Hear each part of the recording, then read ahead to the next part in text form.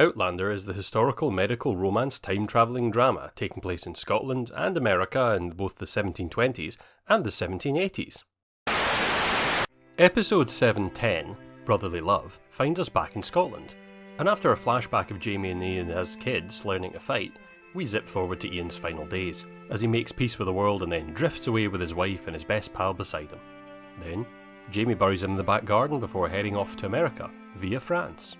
Meanwhile, Claire and Ian are actually in America, where the British have taken over Philadelphia, and the soldiers there are checking papers. Or men's papers anyway, not Claire so much because sexism, I suppose.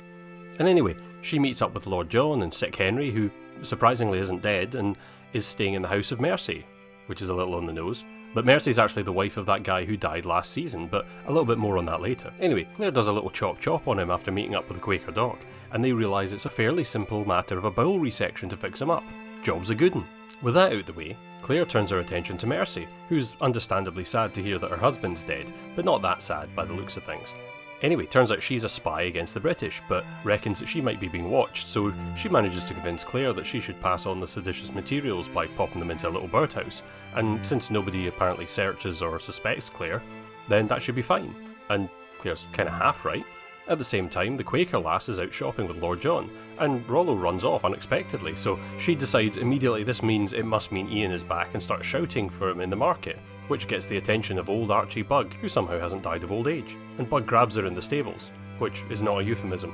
And then Ian arrives and there's a struggle. In the end, Ian gets wounded in the struggle, but luckily William arrives to do a quick murder and hide the body because, I guess the law doesn't really matter if you're on the good guy side. And all of this stuff that you would think would be fairly important news goes largely unremarked because when Claire gets home, she finds a tearful Lord John who tells her that Jamie tragically died in a shipwreck, and that they know it's definitely true because his name was on the manifest of the ship. And she's of course is having absolutely none of it and goes into a bit of a stupor of grief that can only be fixed by the impending threat of being hanged as a spy, because it turns out actually she was rubbish at it and was suspected all along, and now the only way out is to marry Lord John, which seems like a kind of bizarre choice, but that's where we are. meanwhile, Buck is getting a wee bit better, but Roger's still very distrustful of Galis, who straight up comes on to him. But he's having none of it because, she's literally a murderer and his great-great-grandmother, and, they're both married. But then Dougal appears, and he's got a trinket that might be from a ferryman who everyone suspects is Rob Cameron. So, while Dougal and Galis go off and do God knows what, he looks at them and realises they're actually World War II RAF dog tags that belong to his father who went missing in action. And that means his dad's a time traveller as well. Who'da thunk it? So what did I think?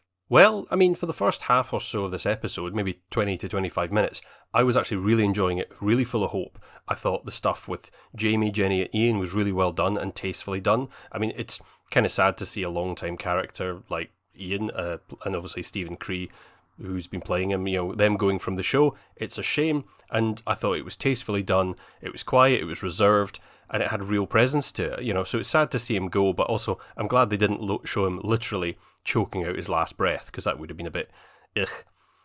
But further on, also, I was quite enjoying when Ian and Claire arrived in America, and the scene of them in the carriage, the setup of potentially new character threads, some new spy stuff, them literally moving into a war zone, purpose and potential, story stuff that could be really, really interesting.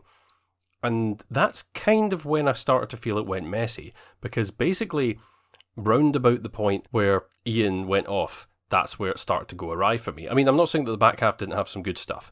I'm going to say, right, Katrina Balfe and David Berry both did really good stuff with the bad news scene.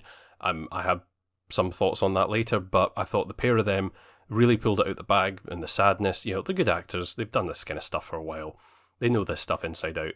I thought the montage of Claire grieving was a nice idea, contrasting the moment from earlier seasons where we got to see where she was and where she is now mentally and emotionally. I also quite like the unexpected idea that Roger's dad might pop up and be a time traveller. I straight up forgot that Roger was even adopted. It's been that long since it's been mentioned in the story, and again, I don't read the books, so yeah, aside from that, and there was also an awful lot of heavy lifting from the always reliable music and the cinematography, that are usually pretty good. But yeah, overall though, I wasn't that enamoured with this week's episode.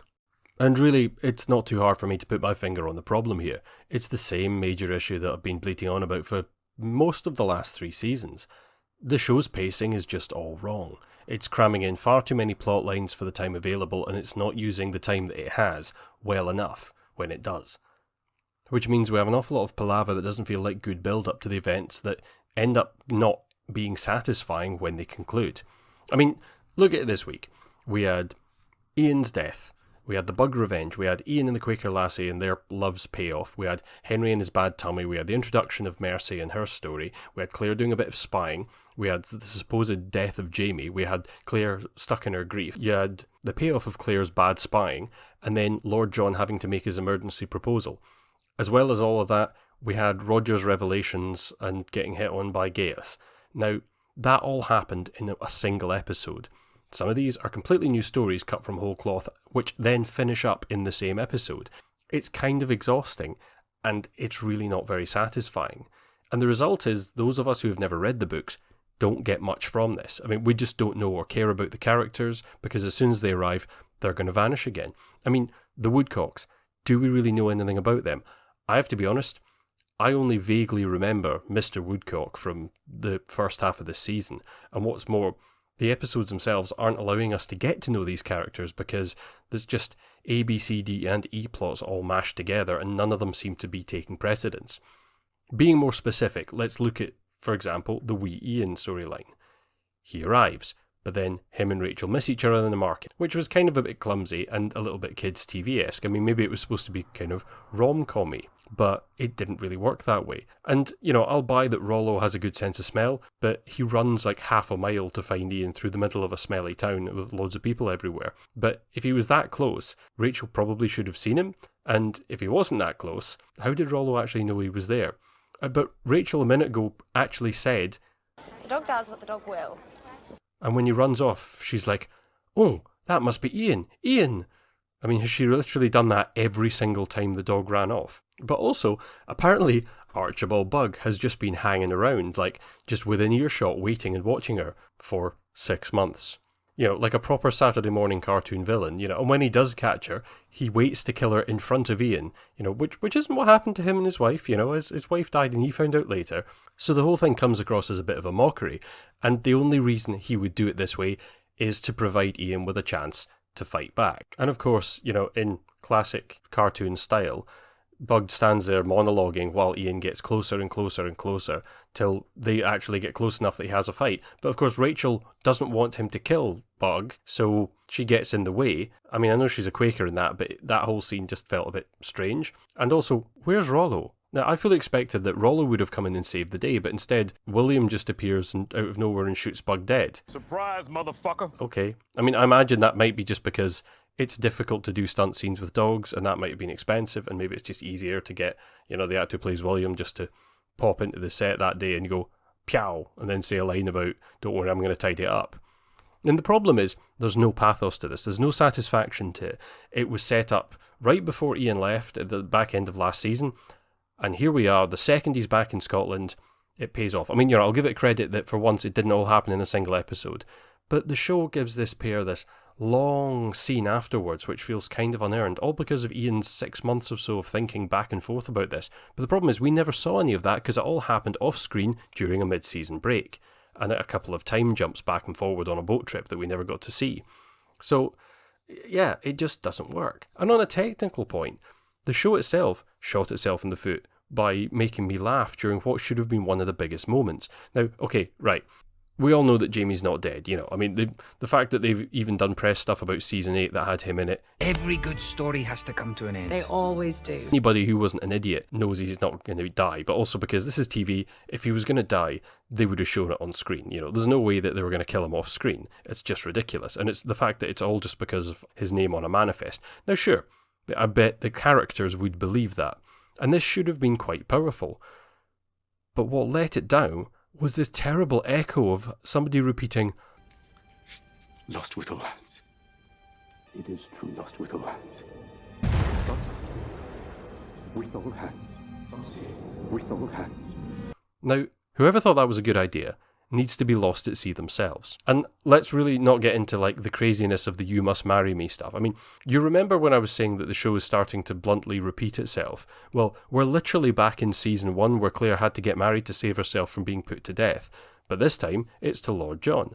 And it comes out of nowhere, so suddenly, it's tossed in at the last minute, and it sounds so over the top that I'm amazed that the actors can even say it with a straight face, because it doesn't really make any sense. I doubt it even makes sense in the period that it's set in, and it doesn't really make sense in this story. Now sure, I was so surprised by this, I actually looked online to see if this was from the book, and it is, so fair enough, it's from the book, but I'm still flabbergasted, which I kind of imagine is supposed to be the point. But it feels like it's kind of almost self-parody at this moment. And the problem is, that kind of encompasses a lot of the problems of this show. I feel like we've walked into the point where this show has now become a parody of a soap opera of what it once was. I mean, think back to season 1. This show actually was really good. It was a really engrossing story with a really solid narrative story. Now, like, what should be the narrative thrust of these stories is getting wafted to the side as a B or even a C or even an E plot, like in this case Roger and Buck trying to find a kidnapped child, which should be the big story of this season. But instead, the show's more interested in going back to, oh look, Claire's doing a cut on someone's tummy, Claire's having a rant at someone, Claire's experiencing misogyny to do with like the era that she's living in now. It's just getting kind of tiresome at this point. So where does that leave us? Well, it leaves me feeling already kind of spent and bored on this, and we're only 2 episodes back in. And what I'm kind of hoping is that next week might send things in a new direction. The fact that they've introduced Roger's RAF dad as a time traveller, that's kind of interesting. It leads to a whole new set of possibilities for the story, as well as maybe, Jemmy and Cameron not actually being in the 1720s, which means another bunch of gems have to be found, another trip has to be made to the Stones, maybe even a reunion with the rest of the gang and a chase to the gold. It could be pretty fun, and let's face it, they need to bring Brianna back to the past somehow, and I don't see the show writing her out for half a season. I mean, that just seems crazy. With the Claire and Lord John stuff, I mean, that could go somewhere interesting. I mean, it might lead to some interesting shenanigans. I mean, I hope to God it's not just going to be an excuse for Claire to get the title of lady in some fancy dresses. And I really hope that they're not going to contrive that the pair need to have it off at some point, because that would be both stupid and icky, and for the both of them. But then, this is Outlander. But on the other hand, there is also space for Jamie now to actually be on his own return journey home, which could make this kind of like a role-reversed retread of when Claire was shipwrecked in Jamaica back in season 4.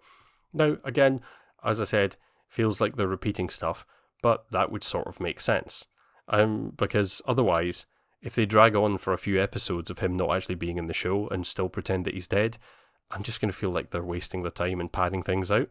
But anyway, that's all I've got to say for this week. So until next time, these have been my grumpy opinions.